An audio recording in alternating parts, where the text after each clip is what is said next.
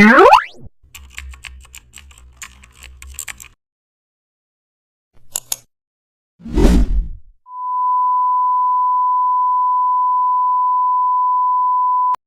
back to the channel. Don't forget to like, share and subscribe for more update. Today we are explore an amazing topic of Photoshop, how to create minimal section header bar using custom shape.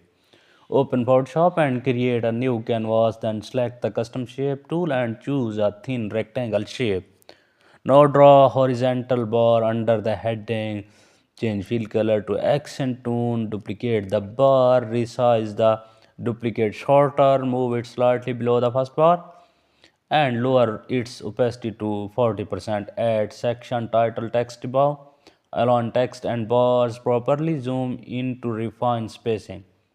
Group all related layers. Double click the main bar layer and add soft outer glow. Then press OK. Your project is ready in